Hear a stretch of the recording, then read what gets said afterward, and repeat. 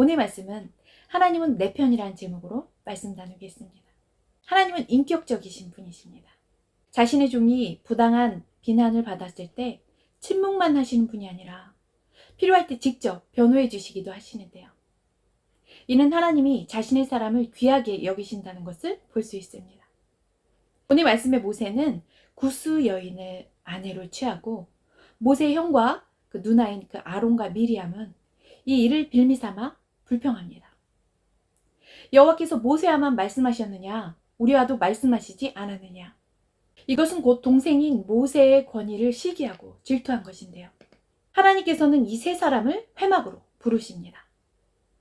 이르시되 내 말을 들으라. 너희 중에 선지자가 있으면 나 여호와가 이상으로 나를 그에게 알리기도 하고 꿈으로 그와 말하기도 하거니와 내 종 모세와는 그렇지 아니하니 그는 나의 온 집에 충성됨이라.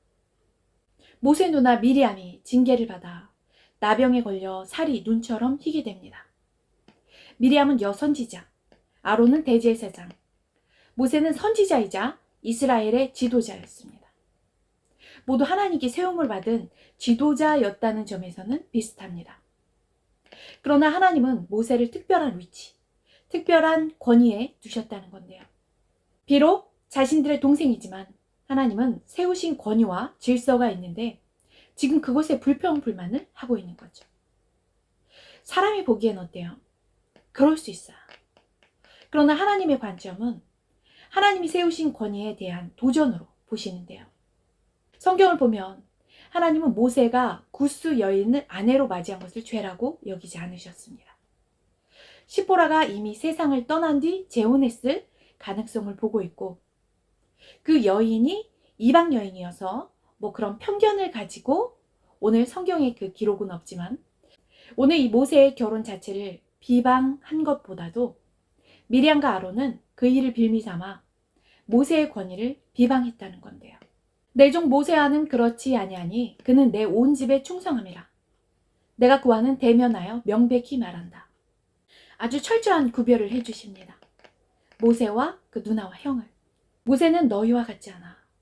난 얘를 특별히 구별해서 직접 명확히 얘기한다. 라고 하신 건데요. 이게 얼마나 특별한 구별인지 보호인가요? 니네와 같다고 생각하지 마. 라고 말하는 건데요. 그리하시며 하나님은 미리암의 교만과 권위에 대한 도전을 책망하시며 나병의 징계를 내리셨습니다. 아주 무섭죠. 하나님은 왜 이렇게 모세를 변호하시며 이런 엄한 벌을 주셨을까요? 이유는 모세가 하나님의 온 집에 충성하였다 했는데 어떻게 충성한 걸까요? 온 집에 충성, 하나님께 올인. 전 신학생 때 이 말씀을 좋아했어요. 같은 직분자들 중에서도 구별하여 높여주신다? 하나님이? 하나님께 올인하면 내게는 어떤 식으로 해주시려나 너무 궁금했습니다. 어차피 잘 믿기로 한 거, 어차피 하나님밖에 모르는 거, 그래 나도 모세처럼 올인해보자. 예전에 했던 설교회 중에 있는데 전 삶 자체를 다 드렸기 때문에 신학교 다니며 일하고 교회 일을 전도하며 정신이 없이 살았죠. 차에서도 자고 집에 오면 발이 안 보이게 뛰고 옷 갈아입고 다시 뛰어나가고 졸려서 학교에서 책도 거꾸로 보고 교회 갈 때 그 비슷한 신발 갈색과 검은색 그 한 짝씩 다르게 신고 나가기도 하고 시간 나는 대로 귀도 쉬지 않고 설교나 말씀을 듣고 TV는 웬 말이에요. TV 없앤 지는 오래되었죠. 가요도 전혀 안 듣고 오로지 찬양과 말씀. 지금 생각하면 대단한 것 같아요.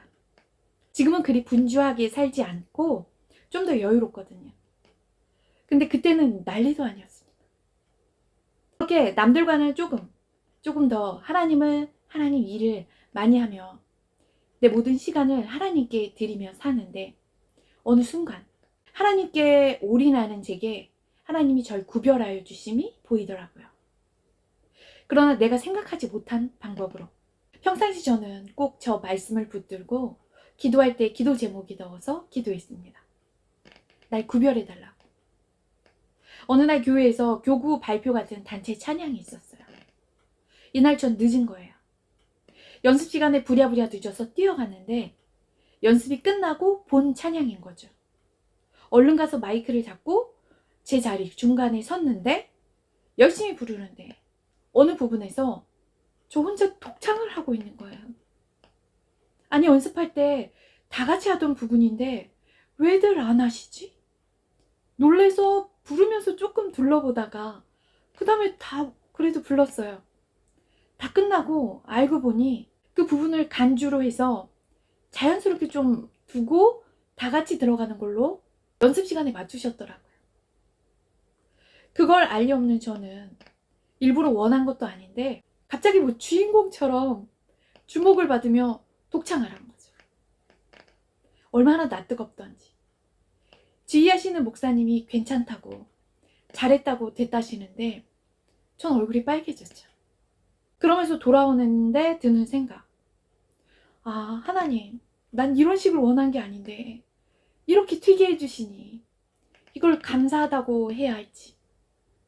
아, 너무 웃겨요, 하나님. 하나님 왜 이렇게 웃기세요? 했는데요. 정말 유머러스하신 하나님. 제 기도를 이렇게 다 들어주시더라고요. 늘 이 기도를 해왔기에 알 수 있는 응답들이었죠. 그 외에도 뭐 휴학했다가 편입하자마자 알지도 못하는 학교에 회장도 바로 시켜주시고, 신학교 1학년인데도 아주 유명한 기도원에서 성도들도 아니고 목사님들을 앉혀놓고 설교할 기회도 주시고, 개척도 제일 먼저 하게 해주시고 등등 구별하시는 은혜를 많이 체험했는데요.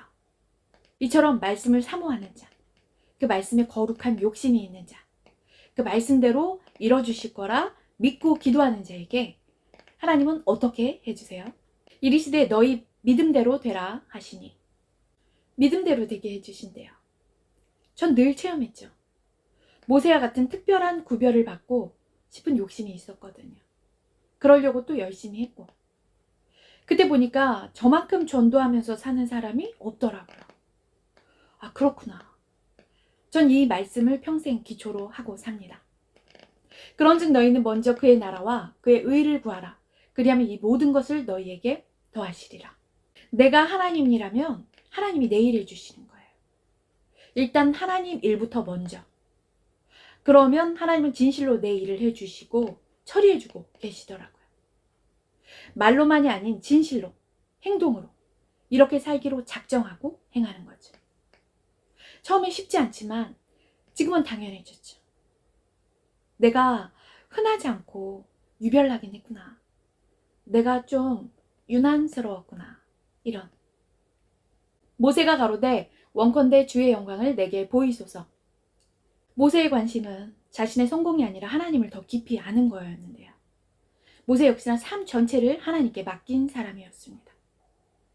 믿음으로 모세는 장성하여 바로의 공주의 아들이라 칭함을 거절하고 도리어 하나님의 백성과 함께 고난받기를 잠시 죄악의 날을 누리는 것보다 더 좋아하고 그리스도를 위하여 받는 능욕을 애굽의 모든 보화보다 더 큰 재물로 여겼으니 이는 상주심을 바라봄이라. 모세가 애굽 왕자의 지위와 부귀를 버리고 하나님의 백성과 함께 고난받는 길을 선택했다고 말하는데요. 자신의 미래보다 하나님의 뜻을 택한 거죠. 하나님이 부르시자 80세의 나이에 광야의 편안한 삶을 버리고 바로에게 갔고요. 광야 40년 동안 백성들의 원망과 불평을 견디며 사명을 포기하지 않았습니다. 기껏 노예 생활에서 건져주니까 광야에서 고생한다고 그렇게 백성들에게 우리를 왜 데리고 왔냐고 욕먹고 불평 불만을 듣고 오늘은 또 누나와 형한테 비난을 들은 건데요. 사람들은 모세의 마음을 몰랐지만 모세는 겉으로 드러내지 않았지만 그 상한 마음과 그 썩어가는 속을 하나님은 다 아시는 거죠. 모세는 삶의 우선순위가 하나님께 있었어요. 그러니 하나님도 모세를 우선시 해주셨던 거죠. 이 모세의 충성. 우리가 충성을 이야기할 때 강아지를 빼놓을 수 없죠. 하나님은 너희 행한 대로 너도 받을 것인즉 너의 행한 것이 내 머리로 돌아갈 것이라. 말씀처럼 하나님께 충성하는 자에게 참 충성스러운 강아지를 주셨어요. 참 순하고. 왜 강아지들은 주인이 죽으면 그 무덤 곁을 떠나지 않는다. 그런 충성스러운 개들도 있잖아요.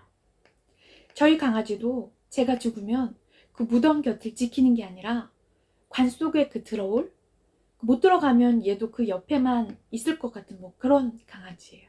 씻으러 들어가면 그 앞에서 대기하고 있고, 계속 식탁에 앉으면 식탁 밑에 와 있고, 방에 들어가도 다 쫓아다니고. 심지어 신기한 건, 제가 답답해서 이 설교를, 이 방송을 거실에서 찍는 건데, 찍으려 준비하면 다른 때는 밖에 소리에 같이 짖다가도 이때는 조용히 불 꺼진 방인데도 들어가서 다 찍을 때까지 30분, 40분이 돼도 안 나오고 기다려줘요. 목사님, 방송 찍으라고. 목사님네 계잖아요. 역시 목사 개는 대단하구나 느끼는데요. 실제로 무덤 곁을 11년 지킨 강아지, 몇 년씩 기다리는 강아지들 많잖아요. 결국 그 주인 무덤 옆에서 죽었는데요. 짧지만 그 실제 모습을 같이 보시겠습니다. 아르헨티나에서 주인이 죽어 장례식을 했는데 세퍼드 강아지는 나가서 돌아오지 않더래요. 잃어버린 줄만 알던 강아지는 일주일 뒤에 가족들이 묘소를 찾았을 때 이 카피탄이란 강아지는 그 묘소를 껴안듯이 엎드려 낑낑대고 있었대요. 놀라운 건 이 카피탄은 이 공동묘지에 와본 적이 없대요. 주인을 그 냄새와 본능으로만 찾은 거죠. 가족들이 억지로 집에 끌고 가도 밤만 되면 다시 묘지로 도망쳐 간다는데요. 비가 오나 눈이 오나 밤마다 11년 무덤 곁을 지킨 강아지를 묘지 관리인이 보는데 이 녀석은 마치 주인이 깨어나길 기다리는 것 같았대요. 강아지가 많이 아픈 상태로 보여요. 죽은 걸 몰라서 죽음이란 걸 모르니까 하염없이 기다리기만 하는 모습이 너무 안타깝습니다. 저렇게 오래 기다릴 수 있을까요? 그 기다림이 얼마나 지치고 힘이 들까요? 강아지들에겐 주인이 온 세상이고 전부라고 하죠. 그렇게 사랑하니까 기다릴 수 있겠죠. 정말 하나님이 이 피조물인 강아지에게 그 주신 사랑과 그 충성은 너무 놀랍습니다. 하나님도 우리 그렇게 오래 기다려 주셨는데 그 마음을 이 만물에, 피조물에 심어 놓으시고 우리가 그것을 보는 것 같습니다. 그 은연 중에 자기에게 숨은 그런 마음들이 상황이 설정되면 보이는 것 같아요. 이전에 그 악어 영화를 본 적이 있습니다. 홍수의 마을이 온통 물에 잠기고 식인 악어들이 다 풀린 거예요. 온 마을에 흙탕물 가득한데 그 흙탕물 안에 악어가 득실득실한 거예요. 주인이 건물 안에 피신했는데 강아지를 놓쳐요. 그때 반갑게 저쪽에서 강아지가 허우적대며 개 헤엄치며 첨벙첨벙 오고 있는데 이쪽에서 아주 커다란 악어가 오는 거죠. 그 주인공은 어떻게 했을까요? 손을 뻗으면 강아지를 구할 수는 있지만 자기 손이 잘려요. 살 수는 있고요. 이게 밸런스 게임 문제라면 우리는 실제적으로 어떻게 했을까요? 1. 나는 악어에게 물리더라도 강아지는 구한다. 2. 강아지는 어쩔 수 없으니 나는 피해서 살고 본다. 전 영화 같은 걸 보며 늘 나 같으면 어떻게 했을까 생각해 보거든요. 좀비 영화 같은 걸 봐도 빼도 박도 못하는 상황이지만요. 전 솔직히 고양이도 그 눈이 무서워서 못 만져요. 그 강아지는 눈이 동그란데 고양이는 그 눈이 너무 무서운데 뱀도 그렇고 그것보다 더 무서운 악어는 그 악어가 무서워서 죽을 것 같겠지만 내 팔이 잘려도 그 상황에서 나밖에 없는 그 작은 우리 강아지를 건졌을 것 같아요. 강아지 키우시는 분들 저같이 생각하시는 분들 많으실 거예요. 어떻게 눈앞에서 살겠다고 나한테 오는 강아지를 내 눈앞에서 악어에게 먹히게 그냥 두는, 아무튼 그 큰 용기로, 엄청난 용기로 몸이 먼저 반응할 것 같은 이런 사랑들. 말씀을 맺습니다. 사랑은 하나님께 속한 것이니 사랑하는 자마다 하나님께로 나서 하나님을 알고 사랑하지 아니하는 자는 하나님을 알지 못하나니 이는 하나님은 사랑이심이니라. 그런 하나님께서 우리에게 맡은 자들에게 구할 것은 충성이니라. 충성을 구한다고 하셨습니다. 그리고 내가 죽도록 충성하라. 그리하면 내가 생명의 관을 주리라. 천국을 주신다는 거죠. 영원한 상급과 영광. 이 말씀 군대에서 많이 쓰는 말 같지만 죽도록 충성. 목사님들 안수받고 그 안수패에 기록되어 있는 말씀입니다. 하나님의 종이잖아요. 처음에 문자 그대로 좀 부담이 됐었어요. 지금까지도 충성했는데 이제 목사까지 되면 또 죽도록 충성하라니. 그렇습니다. 난 군대 제대해서 충성할 데가 없어? 아니에요. 군대 제대했으면 우리는 이제 하나님께 충성해야 돼요. 아주 평생. 모세는 뭐든 우선순위를 하나님께로 두었습니다. 자신의 안락함보다 하나님의 뜻을, 자신의 명예보다 하나님의 영광을, 자신의 미래보다 하나님의 백성을 먼저 택했습니다. 그래서 하나님은 그는 내 온 집에 충성한 자라고 인정하셨는데요. 모세는 백성에게도 상처를 받고 가까운 가족에게도 상처를 받았습니다. 그러나 사명을 내려놓지 않았습니다. 그래서 하나님은 오늘 그는 내 온 집에 충성한 자라고 직접 그를 언급하시며 높여주셨습니다. 모세는 스스로 변명하지 않았습니다. 대신 하나님이 말씀하셨습니다. 하나님이 변호해 주셨어요. 충성된 종은 어떤 일이 생겼을 때 하나님이 직접 변호해 주시는 은혜를 체험합니다. 이게 얼마나 영광스러운 일인지요. 우리는 모든 비난에 대해 하나님이 직접 개입한다고 해주신다고 단정할 수는 없습니다. 그러나 하나님은 자신의 뜻 안에서 신실한 종의 억울함을 아시고 필요할 때 그의 편에 서신다는 모습을 분명히 볼 수 있는데요. 전 요즘 하나님과 내 사이에서 하나님이 저의 이 기도에 약하시다는 걸 캐치했습니다. 무슨 일이 있을 때 엉엉 울면서 하나님은 내 편이시잖아요. 이거. 그럼 뭐 당장에 뭐가 바뀌지 않더라도 뭐 작은 거라도 전세가 제 쪽으로 기우는 뭐 이런 경험들을 체험합니다. 이전에 제가 올인해서 충성했던 걸 아직도 이렇게 기도로 우려먹어도 좋으신 하나님은 기꺼이 내 편이 되어주신다는 걸 느낍니다. 뭐 지금은 그때만큼은 아니지만 지금도 올인하며 충성하니까요. 하나님은 내 편, 하나님은 우리 편, 하나님께 충성하는 자의 편입니다. 부부도 한 팀이 되어 세상과 맞서 싸우는, 함께 맞서 싸우는 떨어질 수 없는 그런 한 팀이라고 하잖아요. 여호와는 내 편이시라 내가 두려워하지 아니하리니 사람이 내게 어찌할까. 이 얼마나 든든한 말씀입니까?